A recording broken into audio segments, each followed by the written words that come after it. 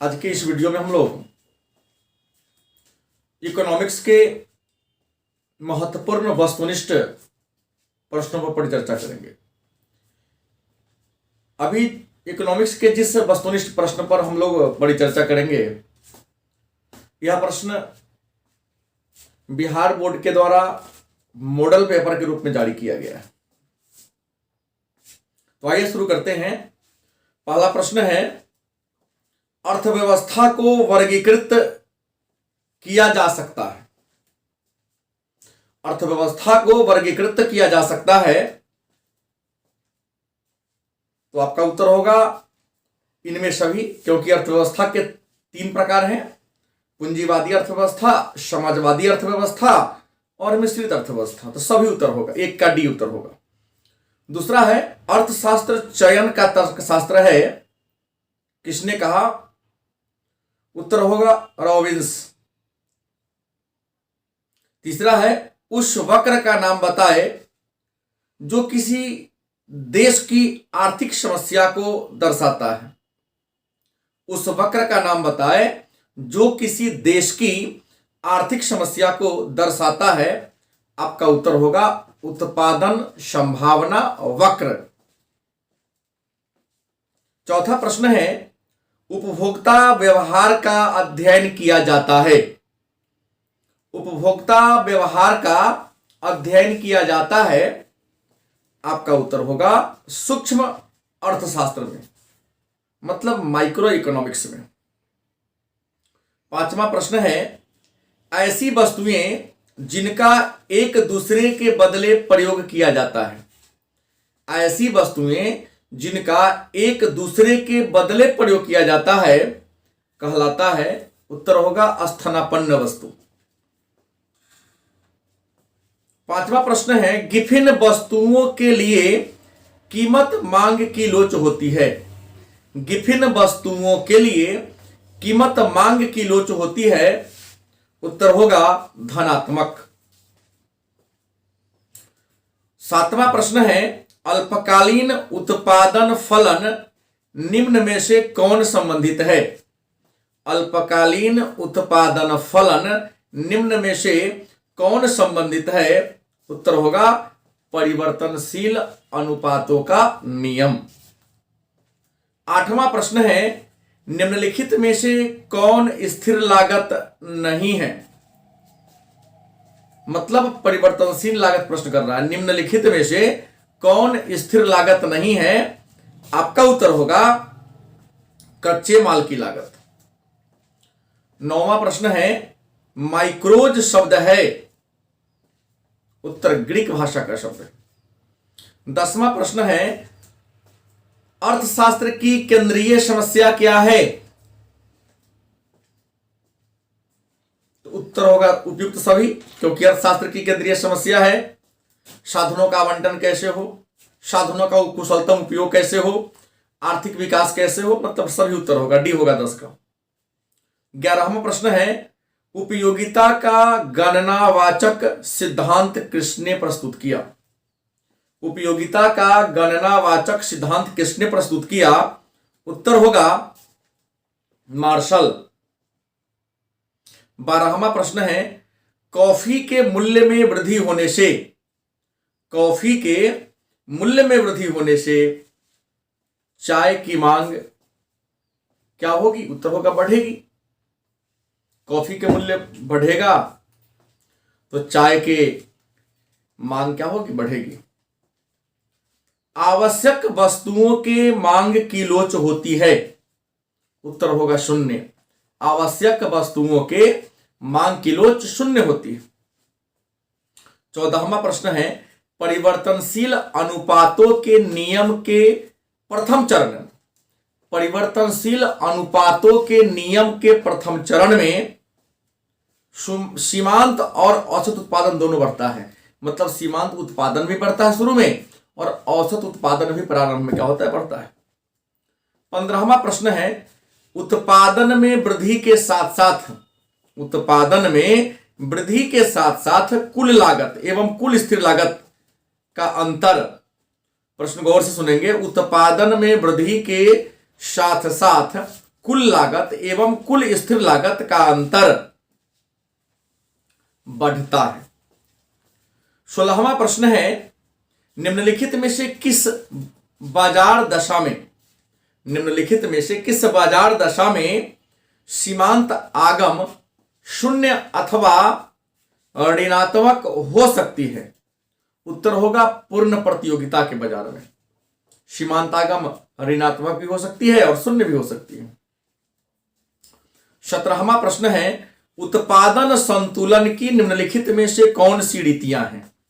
उत्पादन संतुलन की कौन सी रीतियां हैं? उत्तर होगा सीमांत आगम और सीमांत लागत रीति। 18वां प्रश्न है, किस बाजार में औसत आगम वक्र एक्स अक्ष के समानांतर होता है? 18वां प्रश्न है, किस बाजार में औसत आगम वक्र एक्स अक्ष के समानांतर होता है? उत्तर होगा पूर्ण प्रतियोगिता के बाजार में। 19वां प्रश्न है, पूर्ति की कमी का कारण है? पूर्ति की कमी का कारण है? उत्तर होगा इनमें से सभी। मतलब पूर्ति के कमी का कारण क्या है? उत्पादन लागत में वृद्धि, स्थानापन्न वस्तुओं की कीमत में कमी, उद्योगों में फर्म की संख्या में कमी, ये पूर्ति के कमी के मूल कारण है। 20वां प्रश्न है, निम्नलिखित में से कौन सा कथन सही है? उत्तर होगा डी, सभी कथन सही है, क्योंकि वस्तु की कीमत एवं उसकी पूर्ति के बीच सीधा संबंध होता है। पूर्ति वक्र बाएं से दाएं ऊपर की ओर उठती है, भी सही है। पूर्ति को अनेक तत्व प्रभावित करती भी सही है, मतलब सभी सही होगा। 21वां प्रश्न है, जब कीमत में थोड़ा सा परिवर्तन होने पर पूर्ति में ज्यादा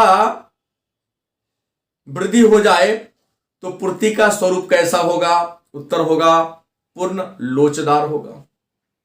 22वां प्रश्न है, बाजार स्थिति जिसमें वस्तुओं का केवल एक क्रेता हो, बाजार स्थिति जिसमें वस्तुओं का केवल एक क्रेता हो क्या कहलाता है? उत्तर होगा मोनोपोसोनी।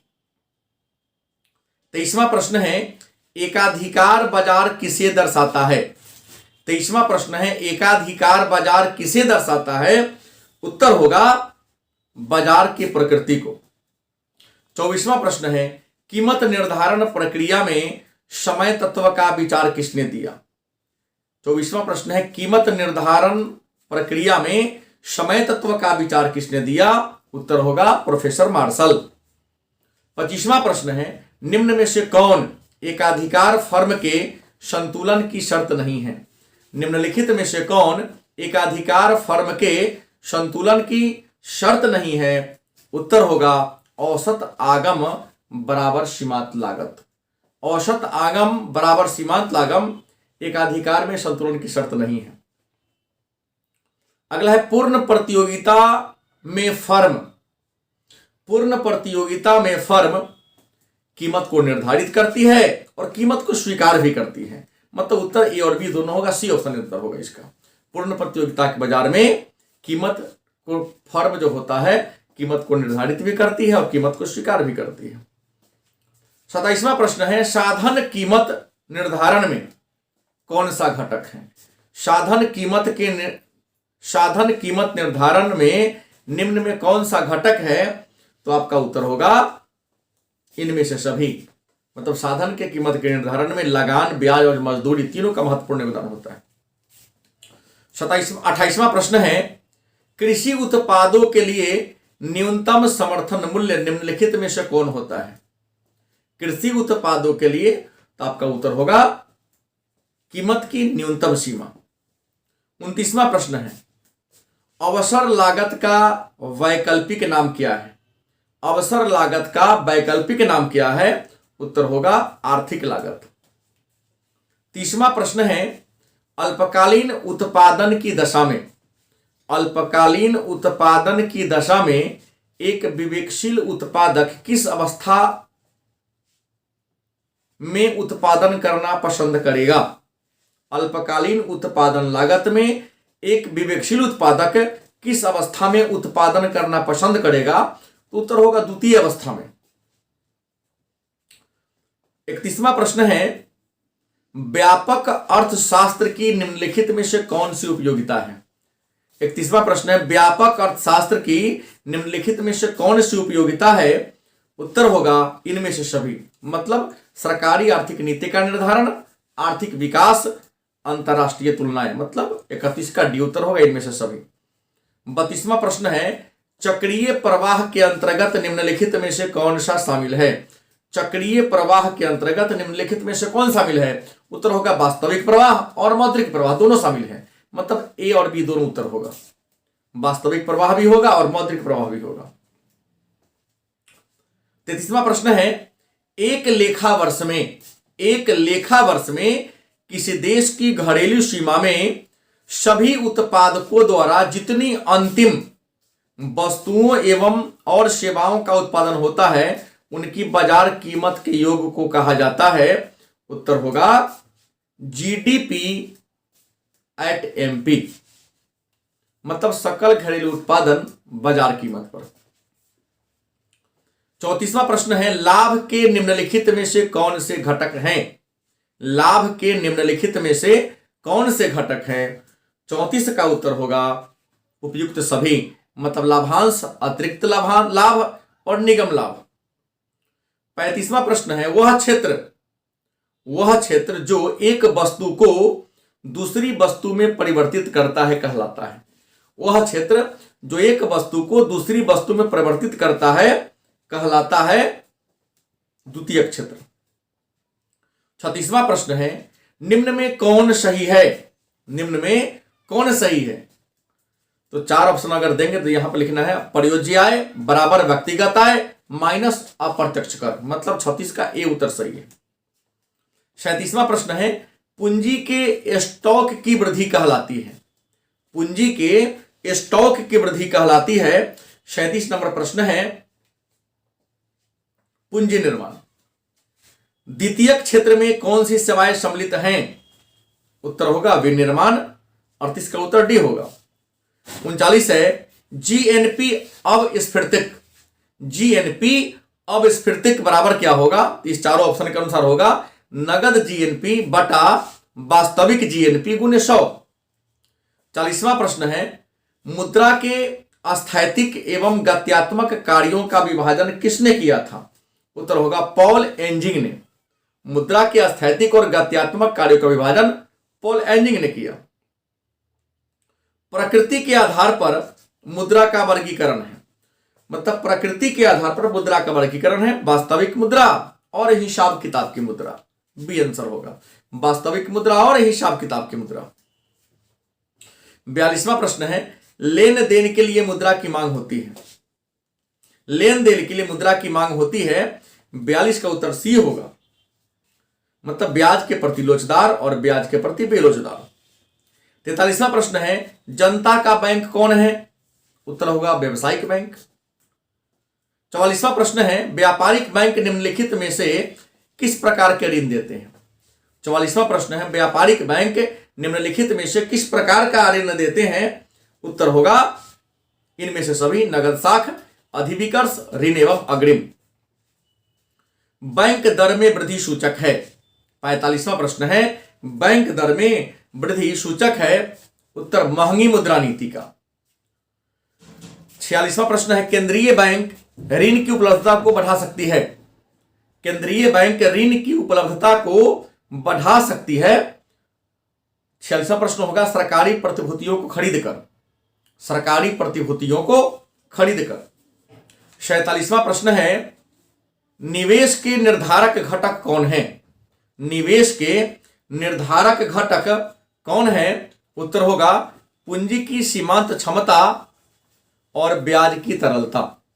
पूंजी की सीमांत क्षमता और ब्याज की तरलता। मतलब 47वां का उत्तर क्या होगा? ए और बी दोनों होगा। 48वां प्रश्न है, किन्सियन विचारधारा के अंतर्गत आय के संतुलन का निर्धारण निम्नलिखित में से कौन है? किन्सियन विचारधारा के अनुसार आय के संतुलन का निर्धारक कौन है? उत्तर होगा सामूहिक मांग और सामूहिक पूर्ति। मतलब सी आंसर होगा, ए और बी दोनों होगा। गुणक को व्यक्त किया जा सकता है।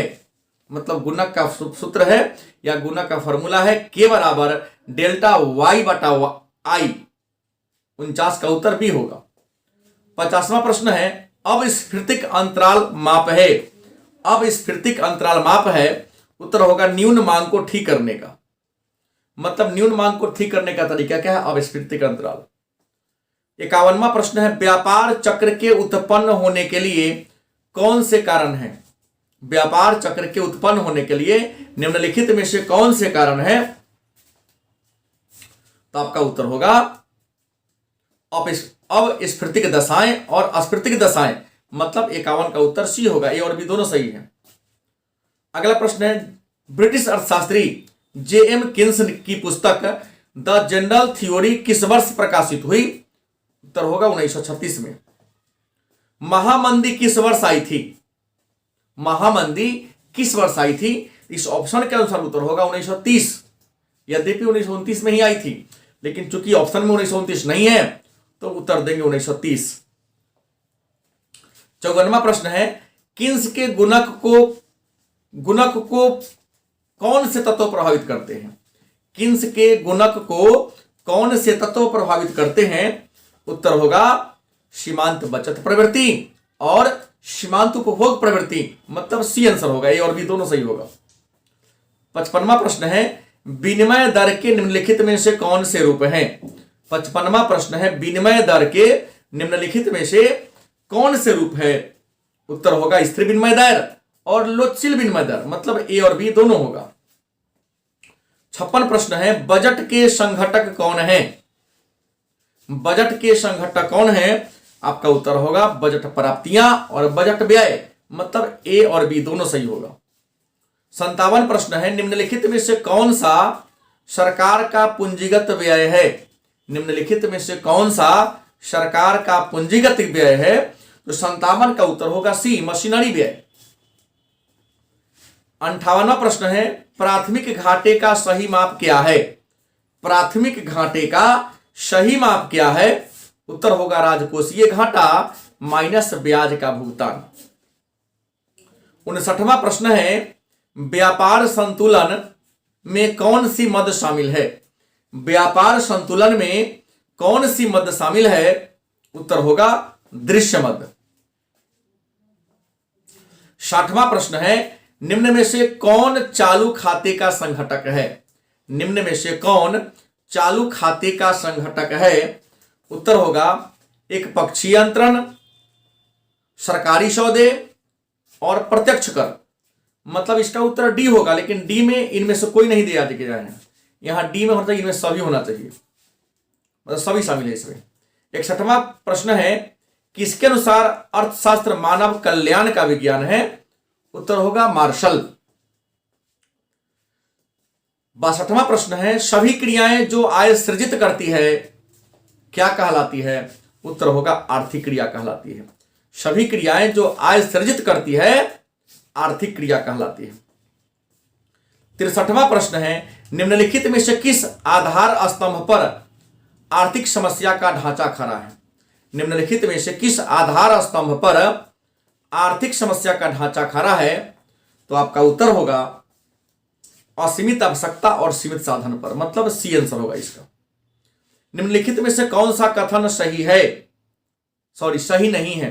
निम्नलिखित में से कौन सा कथन सही नहीं है? तो यहां 4 ऑप्शन दिया गया है। आर्थिक समस्या चुनाव की समस्या सही प्रश्न है। दूसरा समा बी है कीमत संयंत्र मिश्रित अर्थव्यवस्था की विशेषता है। तो ये गलत लाइन है, ये पूंजीवादी अर्थव्यवस्था की विशेषता है। मतलब 64 का उत्तर भी होगा। निम्न में कौन सा कथन सही है? निम्न में से कौन सा कथन सही है? तो पहला है ए में उपयोगिता का अर्थ आवश्यकता की संतुष्टि है। उपयोगिता इच्छा की तीव्रता का फलन है। वस्तु की उपभोग की इच्छा उपयोगिता को जन्म देती है। सभी सही है। 65 का डी उत्तर होगा। 66 है जब कुल उपयोगिता अधिकतम होती है, जब कुल उपयोगिता अधिकतम होती है तब सीमांत उपयोगिता उत्तर होगा 0 होती है। 67 प्रश्न है जब एक्स वस्तु की कीमत वाई वस्तु की कीमत कहता है जब एक्स वस्तु की कीमत वाई वस्तु की मांग को प्रभावित करती है तब वह मांग की लोच कहलाती है। उत्तर होगा कीमत मांग की लोच, आय मांग की लोच और आड़ी मांग की लोच, मतलब इनमें सभी उत्तर होगा, डी आंसर होगा। और 60वां प्रश्न है, सामान्य वस्तुओं के लिए आय प्रभाव, सामान्य वस्तुओं के लिए आय प्रभाव धनात्मक होता है। 69 प्रश्न है, उदासीनता वक्र, उत्तर होगा मूल बिंदु की ओर अवनतोदर होती है। उदासीनता वक्र मूल बिंदु की ओर अवनतोदर होती है, सॉरी उन्नतोदर होती है। 69 का ए उत्तर होगा, उदासीनता वक्र मूल बिंदु की ओर उन्नतोदर होती है। 70 प्रश्न है, निम्न में से किस मांग वक्र को एंजिल वक्र भी कहा जाता है? निम्न में से किस मांग वक्र को एंजिल वक्र भी कहा जाता है? उत्तर होगा सी, आय मांग वक्र। 71 प्रश्न, सीमांत उत्पाद का सूत्र यहां लिखा है, सूत्र कौन होगा सही? सीमांत उत्पाद बराबर क्या होगा? तो TP n minus TP bracket में एन माइनस 1, मतलब ए आंसर होगा 71 का। 72 है मौद्रिक लागत। मौद्रिक लागत में क्या होगा? तो मौद्रिक लागत बराबर होगा स्पष्ट लागत प्लस अस्पष्ट लागत प्लस सामान्य लाभ, मतलब डी उत्तर होगा 72 का। 73 प्रश्न है, किस बाजार में मांग किलोच इकाई से अधिक होती है? किस बाजार में मांग किलोच इकाई से अधिक होती है? तो उत्तर होगा पूर्ण प्रतियोगिता के बाजार में। 74 प्रश्न है, पूर्ति के विस्तार का अर्थ है? 74वां प्रश्न है, पूर्ति के विस्तार का अर्थ है? सी उत्तर होगा, मतलब ए बी दोनों उत्तर होगा। पूर्ति के विस्तार का अर्थ है उसी कीमत पर अधिक पूर्ति अथवा कि उसी कीमत पर कम पूर्ति। बी है वस्तु की ऊंची कीमत पर उसकी अधिक पूर्ति, मतलब दोनों उत्तर सही है इसका, मतलब सी आंसर होगा। पूर्ति वक्र का संचालन होता है, 75वां नंबर प्रश्न है, इनमें सभी के द्वारा, मतलब कीमत में परिवर्तन के कारण, कीमत के अतिरिक्त अन्य तत्वों में परिवर्तन के कारण, पूर्ति में वृद्धि के कारण। 76वां प्रश्न है, आर्थिक असमानता के कारण वर्ग संघर्ष किस अर्थव्यवस्था की विशेषता है? आर्थिक असमानता के कारण वर्ग संघर्ष किस अर्थव्यवस्था की विशेषता है? उत्तर होगा पूंजीवादी अर्थव्यवस्था। 77, उत्पादन संभावना वक्र कब एक सरल रेखा की आकृति लेता है? उत्पादन संभावना वक्र कब एक सरल रेखा की आकृति लेता है? 77 का उत्तर सी होगा, सीमांत अवसर लागत जब स्थिर रहता है। 78 प्रश्न है, गोसेन का प्रथम नियम निम्न में कौन सा है? गोसेन का प्रथम नियम कौन है? उत्तर होगा सीमांत उपयोगिता ह्रास नियम। 79 प्रश्न है, मांग की लोच इकाई से अधिक होती है जब, मांग की लोच इकाई से अधिक होती है जब कीमत के बढ़ने से कुल व्यय कम हो जाता है। 80 नंबर प्रश्न है, किस बाजार में वस्तु की कीमत उत्पाद के सभी स्तर पर सदैव स्थिर होते हैं? किस बाजार में वस्तु की कीमत उत्पाद के सभी स्तर पर सदैव स्थिर होते हैं? उत्तर होगा पूर्ण प्रतियोगिता के बाजार में। 81 प्रश्न है, दीर्घकाल में मांग एवं पूर्ति शक्तियों द्वारा निर्धारित कीमत, दीर्घकाल में मांग एवं पूर्ति की शक्तियों द्वारा निर्धारित कीमत क्या कहलाती है? उत्तर होगा संतुलित कीमत या संतुलन कीमत। 82 प्रश्न है, एक फर्म का मांग वक्र पूर्ण लोचदार होता है, एक फर्म का मांग वक्र पूर्ण लोचदार होता है? उत्तर पूर्ण प्रतियोगिता के बाजार में। 83वां प्रश्न है, व्यापक अर्थशास्त्र का मुख्य यंत्र राष्ट्रीय आय का विश्लेषण है। व्यापक अर्थशास्त्र का मुख्य यंत्र राष्ट्रीय आय का विश्लेषण है, किसने कहा था? उत्तर होगा सुल्ज। 83 का उत्तर क्या होगा? ए। 84वां प्रश्न है, द्विक्षेत्रीय अर्थव्यवस्था में अंतःक्षेपण का मुख्य स्रोत क्या है? उत्तर होगा निवेश। 84 का उत्तर ए होगा। 85 कहता है प्रश्न, चालू कीमत पर सकल राष्ट्रीय आय को कहते हैं, चालू कीमत पर सकल राष्ट्रीय आय को कहते हैं? उत्तर होगा वास्तविक जीएनपी और मौद्रिक जीएनपी, मतलब ए और बी दोनों होगा। 86वां प्रश्न है, मध्यवर्ती उपभोग का संबंध है, मध्यवर्ती उपभोग का संबंध है साधन आगत से और गैर साधन आगत से। मतलब इसका भी उत्तर ए बी दोनों होगा, सी सही होगा। अगला प्रश्न है मुद्रा वह है 87, मुद्रा वह है जो मुद्रा का कार्य करे। यह कैसी परिभाषा है? इस परिभाषा को किस कैटेगरी में रखा गया है? मुद्रा वह है जो मुद्रा का कार्य करे, तो 87 का उत्तर ए होगा। यह मुद्रा की कार्यात्मक परिभाषा है।